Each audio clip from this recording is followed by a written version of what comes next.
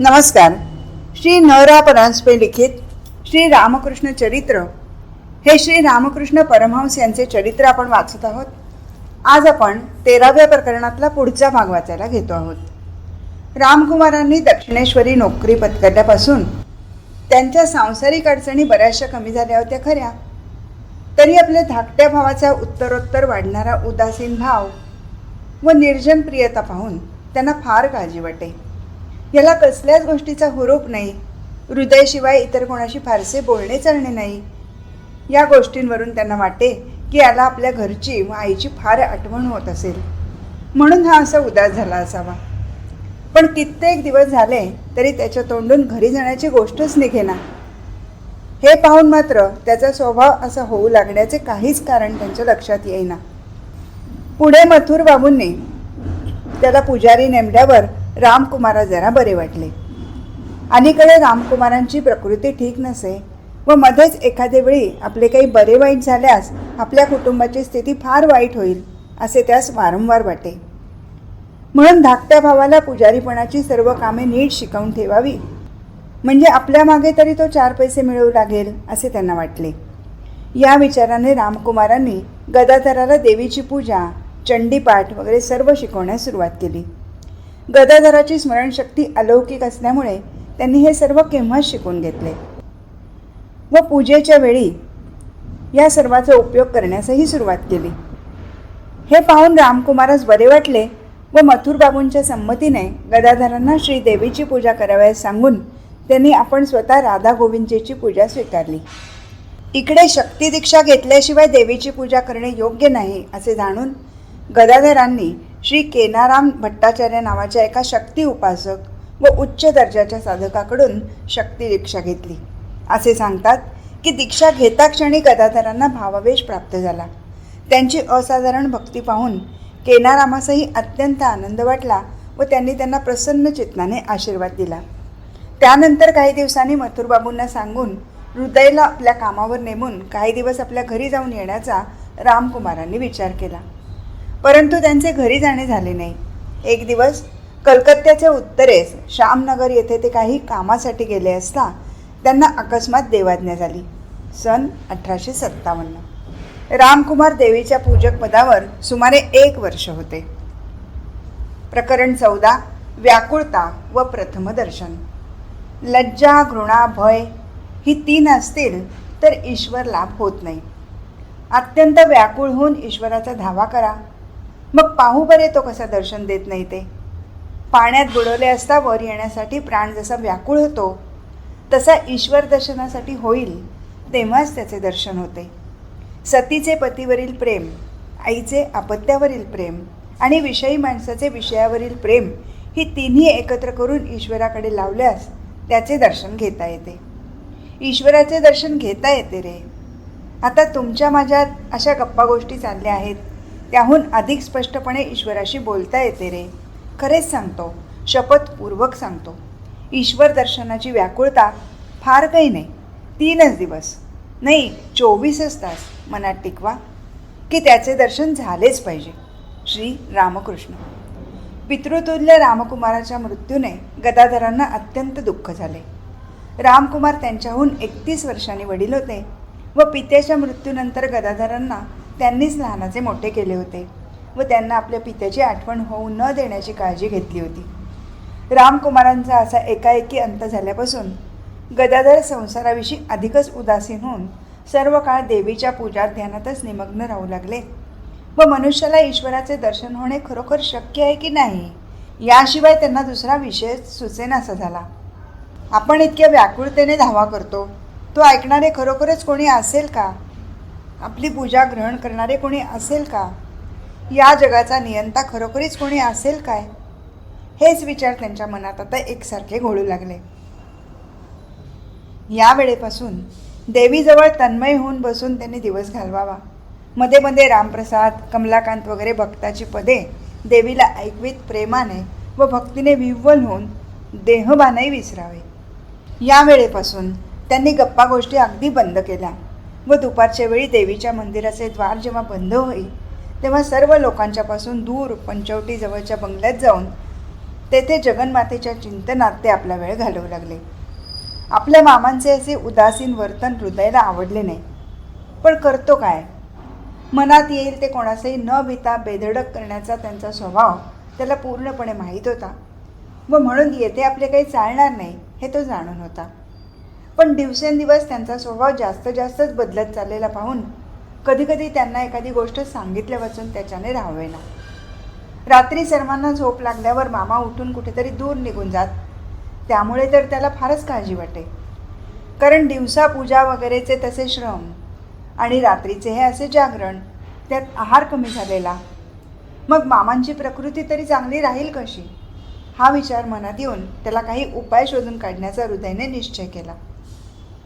पंचवटीच्या आजूबाजूची जमीन तेव्हा सध्यासारखी सपाट नव्हती.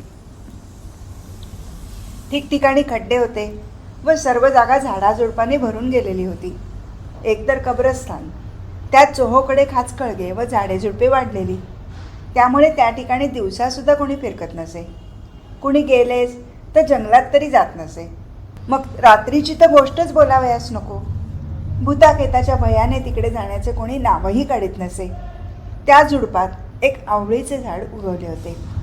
त्या आवळीच्या झाडाखाली थोडीशी सपाट जागा असून त्याच्या भोवती अनेक झाडे झुडपे वाढली असल्यामुळे त्याखाली कोणी बसल्यास जंगलाबाहेरून ते कोणासही दिसत नसे. गदाधर रात्री याच ठिकाणी बसून ध्यान जप वगैरे करीत. एके दिवशी रात्री नित्याप्रमाणे गदाधर या ठिकाणाकडे जाण्यास निघताच हृदयही उठून त्यांना न कळवता त्यांच्या मागोमाग निघाला. गदाधर तेथे जाऊन ध्यान करीत बसताच त्यांना भय दाखवण्यासाठी बाहेरूनच हृदय ढेकळे दगड वगैरे फेकू लागला. बराच वेळ झाला तरी गदाधर बाहेर येणार, म्हणून कंटाळून त्याने घरचा रस्ता धरला. दुसऱ्या दिवशी त्याने विचारले, मामा, रात्री जंगलात जाऊन तुम्ही काय करीत असता? गदाधराने उत्तर दिले, तिथे एक आवळीचे झाड आहे, त्याखाली बसून जपध्यान करत असतो. शास्त्रात सांगितले आहे की आवळीच्या झाडाखाली बसून जो जे इच्छितो ते त्याला प्राप्त होते. हे ऐकून हृदय गप्प बसला. त्यानंतर काही दिवसांनी गदाधर तेथे जाऊन बसतात तेथे दगड ढेकळे वगैरे येण्यास सुरुवात व्हावी. हे हृदयचेच काम आहे असे जाणून त्यांनी तिकडे लक्षच देऊ नये. त्यांना भय दाखवण्याचे आपले प्रयत्न सफल होत नाहीत असे पाहून आता यापुढे काय करावे हेच हृदयाला समजेना. एक दिवस गदाधर तेथे जाऊन बसण्यापूर्वीच हृदय जंगलात गेला व आपल्या मामांची वाट पाहत बसला.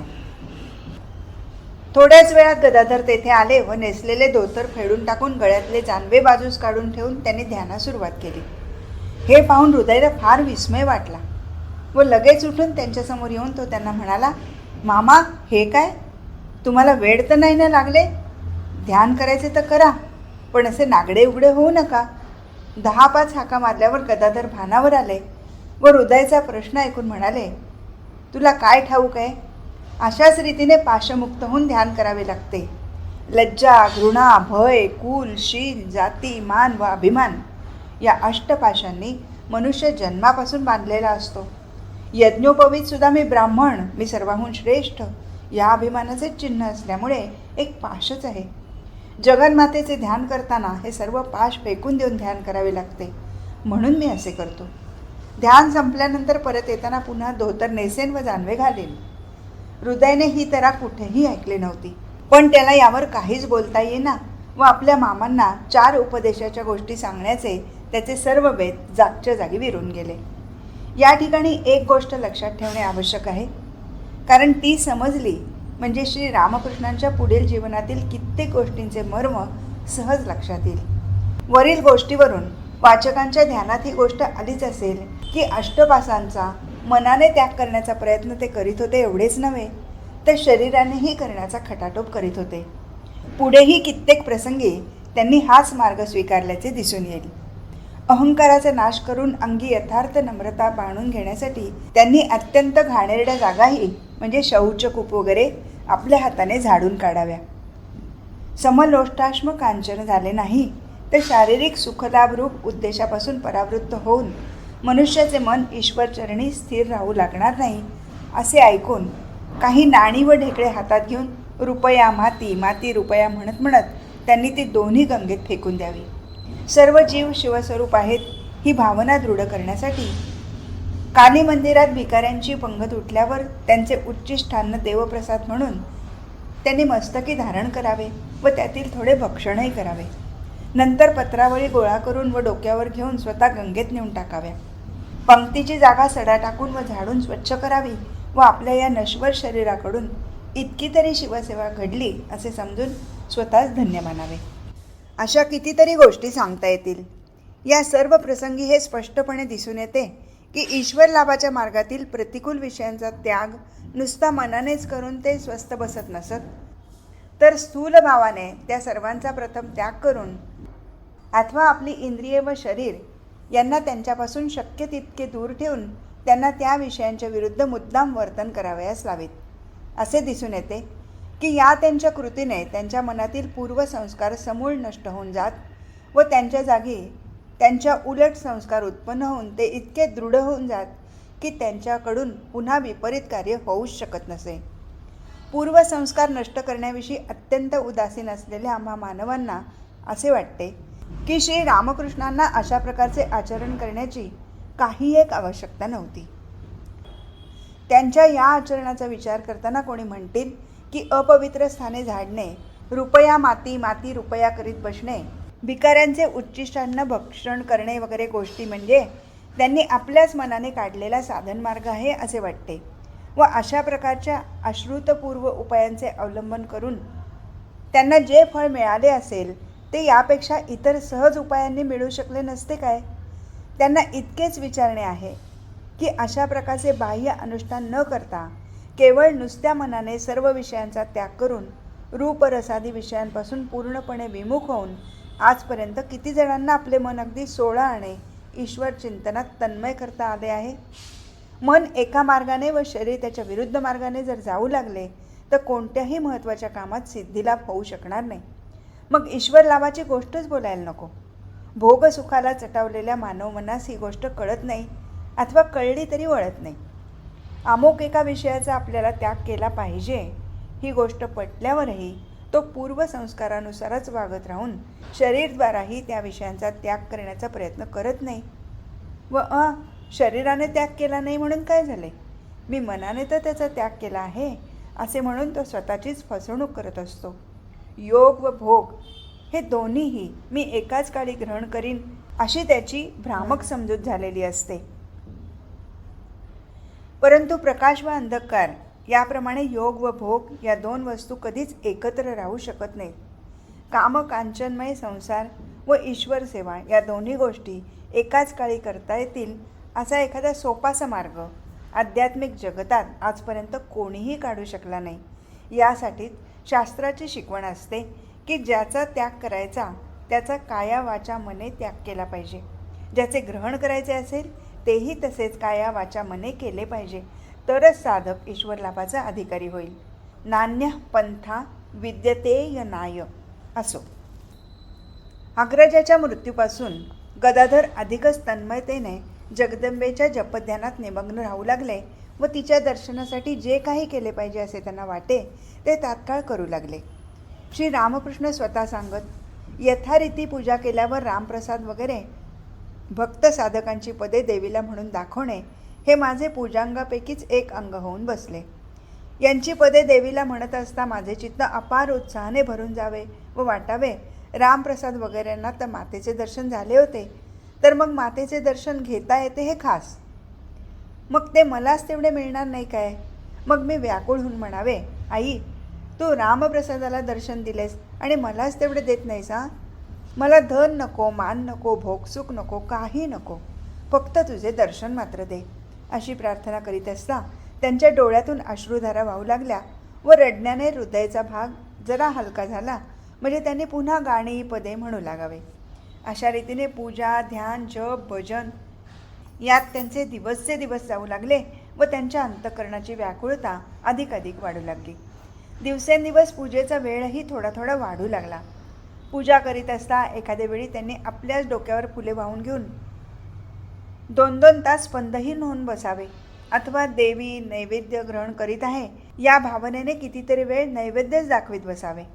पहाटे उठून सुंदर सुंदर फुले तोडून आणून त्यांनी देवीसाठी स्वतः माळा तयार कराव्या व त्यांनी देवीला सजवण्यात कितीतरी वेळ काढावा, अथवा तिसरे प्रहरी आणि आरतीनंतर अशा तन्मयतेने पदे म्हणत बसावे की किती वेळ झाला याचे त्यांना मुळीच भान उरू नये व लोकांनी वरचेवर सांगितल्यावर मग भानावर यावे असे प्रकार सुरू झाले.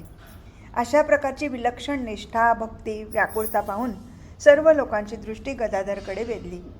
साधारण लोक ज्या मार्गाने जात असतात तो मार्ग सोडून जर कोणी निराळ्याच मार्गाने जाऊ लागला, प्रथम लोक त्याची चेष्टा करतात, पण कित्येक दिवस झाले तरी जेव्हा त्याच्या आचरणात फरक पडत नाही व तो आपल्याच मार्गाने शांतपणे चालला आहे असे दिसून येते, तेव्हा त्याच्याविषयी लोकांची निराळीच धारणा होते आणि त्याच्याबद्दल एक प्रकारचा आदर त्यांना वाटू लागतो. गदाधराच्या बाबतीत हीच गोष्ट घडून आली. काही दिवसापर्यंत लोकांनी त्यांची चेष्टा केली, पण पुढे त्यांची मने बदलली व पुष्कळांना तर त्यांच्याबद्दल आदर वाटू लागला. असे सांगतात की गदाधराची पूजा व तन्मय भाव पाहून मथुरबाबांना फार आनंद होऊन ते राणीस म्हणाले, आपल्याला मोठा अद्भुत पुजारी लाभला आहे. देवी फार लवकर जागृत होईल. दिवसामागून दिवस जाऊ लागले व गदाधराची व्याकुळता अधिक वाढत जाऊन तिचा परिणाम त्यांच्या शरीरावरही दिसू लागला. त्यांचा आहार व निद्रा कमी झाली. वक्षस्थळ सदा सर्व काळ आरक्त दिसू लागले. डोळ्यातून एकसारख्या अश्रुधारा सर्वदा वाहू लागल्या आणि पूजे वाचून इतर वेळी मनातील प्रचंड व्याकुळतेने त्यांच्या शरीरात एक प्रकारची अशांती व चंचलता नेहमी दिसून येऊ लागली. श्री रामकृष्णांच्याच तोंडून असे ऐकले आहे की याच सुमारास एके दिवशी ते नेहमीप्रमाणे तन्मयतेने जगदंबेपुढे गाणी म्हणत होते व आई, इतक्या तुला हाका मारतोय आणि इतक्या तुला विनवण्या करतोय, पण त्या तुला ऐकूच येत नाहीत का गं? तू रामप्रसादाला दर्शन दिलेस आणि मलाच तेवढे देत नाहीस असे का गं? असा त्यांचा एकसारखा आक्रोश चालला होता. ते म्हणत, आईचे दर्शन झाले नाही म्हणून हृदयात भयंकर वेदना उत्पन्न झाल्या. एखादे भिजलेले वस्त्र जसे पिळावे तसे माझे हृदय जणू काही कोणी पिळून काढीत आहे की काय असे वाटू लागले. आईचे दर्शन कधीच होणार नाही की काय या विचाराने प्राण घाबरा झाला व असे वाटले की तर मग आता जिवंत राहून तरी काय करायचे आहे. देवीच्या पायापाशी प्राण द्यावा म्हणजे झाले. इतक्यात त्या गाभाऱ्यात एक तलवार होती, तिच्याकडे एकदम लक्ष गेले. त्याबरोबर तिच्या एका घावाने जीवाचा निकाल करून टाकावा म्हणून एखाद्या उन्मत्तासारखा तिच्याकडे धावलो व ती हातात घेऊन आता छातीत भोसकणार. इतक्यात आईचे अपूर्व अद्भुत दर्शन झाले आणि देहभान नाहीसे होऊन खाली पडलो. त्यानंतर बाहेर काय झाले व तो दिवस आणि त्याच्या पुढील दिवस कसा निघून गेला हे काहीच समजले नाही. अंतःकरणात मात्र एक प्रकारचा अननुभूत असा आनंदाचा प्रवाह वाहू लागला. दुसऱ्या एका प्रसंगी या दिवसाचे त्यांनी असे वर्णन केले, घर, दार, मंदिर सर्व कुठच्या कुठे नाहीसे होऊन गेले. काही एक बाकी राहिले नाही आणि मग उरले काय तर एक असीम अनंत सचेतन ज्योती समुद्र. जिकडे पाहावे तिथून त्याच्या उज्ज्वल लाटा मोठा शब्द करीत मला बुडवण्यासाठी अत्यंत वेगाने धावून येत आहेत. पाहता पाहता त्या जवळ येऊन ठेपल्या आणि माझ्या अंगावर आदळून मला त्यांनी कुठल्या कुठे बुडवून टाकले आणि मी त्यात गुदमरून जाऊन गटांगळ्या खात संज्ञाशून्य होऊन पडलो. हे दर्शन झाल्यानंतर श्री जगन्मातेच्या चिन्मय मूर्तीचे सदा सर्व काळ अखंड दर्शन व्हावे म्हणून त्यांनी अशा व्याकुळतेने आक्रोश करावा की सांगता सोय नाही. सर्व काळ अंतःकरणात प्रचंड खळबळ चाललेली असावी. तिच्या वेदना सहन होईनाशा झाल्या म्हणजे त्यांनी जमिनीवर लोळण घ्यावी व ओक्साबोक्षी रडत, आई माझ्यावर कृपा कर, मला दर्शन दे असा आकांत करावा की तेथे लोकांची गर्दी जमावी. लोक काय म्हणतील इकडे लक्ष द्यावे कोणी? श्री रामकृष्ण म्हणत, चारी बाजूला लोक उभे राहिलेले असले तरी ती माणसे नसून नुसते सावल्या अथवा चित्रे आहेत असे वाटावे व म्हणून मनात लज्जा अथवा संकोच मुळीच उत्पन्न होऊ नये. अशा रीतीने असह्य वेदनाने बेहोश होऊन पडल्यानंतर मात्र आईची ती वरा भयकरा चिन्मयी ज्योतिर्मयी मूर्ती दिसावी व असे दिसावे की आई हसत आहे, बोलत आहे, नाना प्रकारांनी सांत्वन करत आहे व शिकवत आहे. आज इथेच थांबू. हरिओम तत्सत.